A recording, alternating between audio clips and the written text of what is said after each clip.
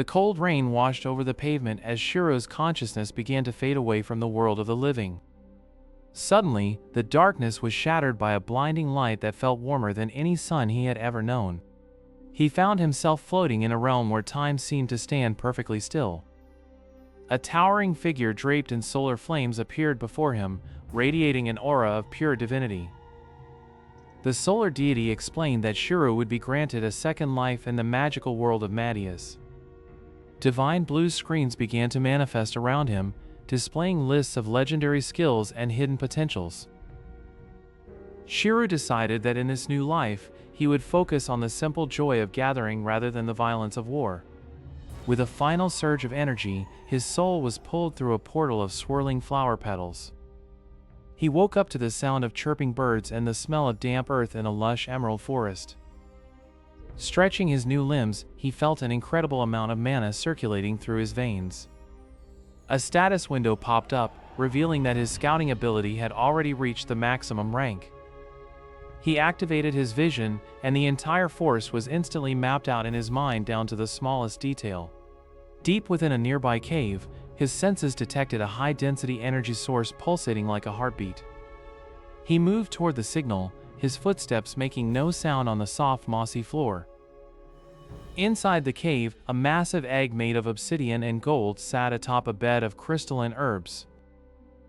The egg began to crack, sending ripples of pure magic through the air that shook the cavern walls. Shirou reached out his hand, guided by an instinctual urge to protect the life within. A small golden head poked through the shell, blinking its large eyes at the first person it saw. A massive notification screen appeared, announcing that he had tamed an SS-rank ancient sun dragon. The tiny dragon let out a squeak and hopped onto Shirou's shoulder, nuzzling against his cheek. He decided to name the little creature Bee, noticing the bee-like speed of its tiny fluttering wings. Realizing he needed supplies, Shirou headed toward the nearest town he had located with his scouting skill. Along the way, he stopped to gather rare herbs that others would have walked past without a second thought. His gatherer skill transformed the mundane task into a display of perfect precision and efficiency. Suddenly, a group of massive armored boars charged out from the tree line, their tusks dripping with venom. Shirou didn't panic, as his scouting skill had already calculated the monster's trajectory and weaknesses. He tapped his staff on the ground, creating a shockwave of mana that sent the beasts tumbling backward. Bee flew forward and let out a tiny puff of golden fire that completely incinerated the nearest boar. Shirou stared at the pile of ash, realizing that his pet was far more dangerous than he had imagined. They continued their journey until the stone walls of the city of Belkame appeared on the horizon. The city was bustling with demi-humans, knights, and merchants of all kinds. At the gate, the guards looked suspiciously at the small dragon perched on Shirou's head. Shirou showed them his registration card, which he had magically prepared using his gathering expertise. Once inside, the vibrant atmosphere of the marketplace filled him with a sense of wonder. He found the local Gatherers Guild, a humble building tucked away in a quiet corner of the city. Inside, he saw a tall lizard man and a graceful elf arguing over a map of the surrounding mountains. Shirou approached them and offered to help with their problem using his specialized scouting skills. The lizard man, Clay, laughed at the idea of a mere gatherer helping a high-rank party. To prove his worth, Shirou detailed the exact location of a hidden boss monster they had been hunting for weeks. As they stared in shock, the ground began to tremble with the approach of something massive from the city sewers. A dark purple sludge began to seep through the cracks, carrying a scent of pure corruption. Bee let out a shrill warning cry, his scales glowing with the heat that forced everyone back. Outside, screams erupted as a giant crab monster rose from the fountain in the center of the square. Shirou realized that his arrival in Madius had triggered a sequence of events he could no longer control. Why was a high-level monster attacking a low-level starting zone, and what did it want with the Gatherer? The questions surrounding the high-level monster's appearance lingered in Shirou's mind as he stepped toward the horizon. Soon, the massive white walls of Belkame rose from the earth like a crown of stone. Bee chirped from Shirou's shoulder, her small wings fluttering in anticipation of the new sights. Shirou knew that to survive in this world, he needed more than just gathering skills, he needed a team. Inside the city, the air was thick with the scent of roasted meat and the clamor of 1,000 voices.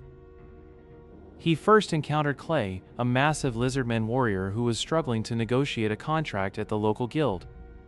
Shirou stepped forward and used his advanced analysis skill to settle the dispute instantly. Impressed by the young man's insight, Clay pledged his shield to Shirou's cause right then and there. Their duo became a trio when Brill, a silver-haired elf marksman, approached them with a look of desperation. She spoke of a darkness spreading through the noble district, a sickness that no cleric could heal. Shirou realized this was the perfect opportunity to test the true extent of his gathering and appraisal powers. They officially registered their party name as the Azure Black Brigade, a name that would soon shake the kingdom. Their first mission led them to the gates of the opulent house Luzaliva. The guards were unusually tense, their hands twitching near their sword hilts as the party approached. Brill used her connections to gain them entry, claiming they were specialized consultants for the family's plight. Inside, the mansion felt hollow and cold, despite the expensive tapestries lining the walls. They found the head of the house, Lord Luzaliva, bedridden and covered in strange, pulsing black veins. Shirou activated his SS rank appraisal, and the truth appeared before his eyes in glowing script. This was no disease, but a slow-acting poison derived from a rare subterranean fungus. Clay growled, sensing the foul play of a traitor within these very walls. Shirou reached into his bag and pulled out several rare herbs he had gathered in the wild woods. With a precise application of mana, he began to synthesize an antidote on the spot. Suddenly, the door burst open, and a group of hooded assassins charged into the room. Clay stepped forward, his massive shield absorbing the impact of a dozen throwing knives. Brill didn't miss a beat, letting loose a volley of mana-infused arrows that pinned the attacker's shadows to the floor. Shirou remained focused on the antidote, refusing to let the chaos break his concentration. As the last drop of the elixir was consumed, the black veins began to recede from the Lord's skin. The assassins, seeing their mission fail, tried to flee through the windows. B wouldn't let them escape, breathing a small but intense burst of blue flame to block their path. With the threats neutralized, the group turned their attention to the butler, who stood trembling in the corner. He confessed that he had been coerced by a rival merchant guild to dispose of the Lord. Lord Luzaliva, now conscious, thanked the Azure Black Brigade with a heavy purse of gold and a royal recommendation. The city of Belkame soon buzzed with rumors of the legendary Tamer and his unstoppable team. They spent the evening at a local tavern, celebrating their first successful quest as a brigade. Shirou watched his friends laugh, feeling a sense of belonging he never had in his previous life. However, Brill's expression suddenly darkened as she looked at a wilted leaf in her hand. She explained that this was a sign of the Great Blight, a curse affecting the Elven World Tree. Shirou stood up, knowing that their rest would be short-lived. If the World Tree fell, the entire ecosystem of Madius would collapse into chaos. But as they prepared to leave, a hooded figure in the corner of the tavern watched them with glowing red eyes. The figure whispered a name that sent a chill down the spine of anyone who heard it. "The gatherer has arrived," the voice hissed, "let the harvest begin." Outside, the moon turned a blood-red hue, signaling the start of a dark omen. Who was this watcher, and why did they know Shirou's true origins? The shadow of the watcher lingered in Shirou's mind as the party departed the gates of Belkame. Brill urged the group forward toward the great forest of Elenil where her kin were suffering. Shirou focused his god-tier scouting skill to track the source of the mysterious watcher's mana signature. B chirped from Shirou's shoulder, sensing the vibrant mana of the upcoming forest. Clay tightened the straps of his armor, noting the unnatural silence of the woods. They soon found the first sign of the blight, a tree with rotting, blackened bark. Brill touched the dying bark, her elven mana flickering in response to the tree's pain. Shirou knelt beside her and used his gathering skill to analyze the black residue. A notification window appeared in his vision, identifying the substance as void sludge. Suddenly, a group of elven guards emerged from the foliage with arrows leveled at the party. Brill stood up and displayed her family crest, causing the guards to lower their weapons in shock. The captain of the guards explained that the curse was spreading toward the world tree. Many elves had already fallen into a deep, unending sleep caused by the miasma. Shirou promised the village elder that his team would find the source and destroy it. Clay asked Shirou if his scouting skills could pinpoint the epicenter of the blight. Shirou activated Infinite Scan, sending a pulse of blue light across the entire mountain range. Deep within the caverns of whispers, he located a massive pulsating darkness. The party entered the cavern, their path lit only by Bee's shimmering golden scales. The walls were covered in a thick moving film of the void sludge. A group of corrupted slug minions lunged at them from the darkness. Clay swung his axe in a wide arc, cleaving through 3 monsters at once.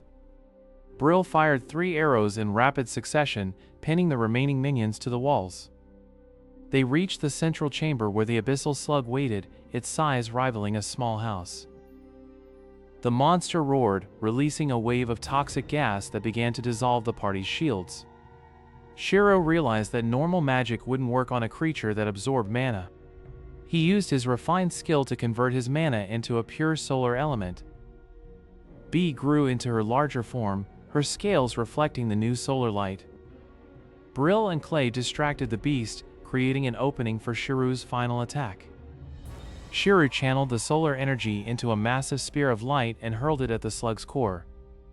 The abyssal slug shrieked as it evaporated into white smoke, leaving behind a pure mana crystal. With the source destroyed, the black sludge in the forest began to turn into fresh green sprouts. Back in the village, the sleeping elves began to wake up, greeted by the warmth of the sun. The elder presented the party with the Azure black cloaks, a legendary symbol of elven friendship. Bee played with the elven children, her golden scales shimmering as she flew circles around them. Shirou looked at his friends and realized he had finally found a place where he belonged. Clay clapped Shirou on the shoulder, laughing about their next big adventure. Brill bowed her head, thanking Shirou for saving her people and her home. The mystery of the Watcher remained, but Shirou knew that with his team, they could face any challenge. The Azure Black Brigade officially became a registered guild, their names echoing through the halls of history. As the sun set on the elven forest, Shirou began his true journey as the legendary SS-rank Tamer.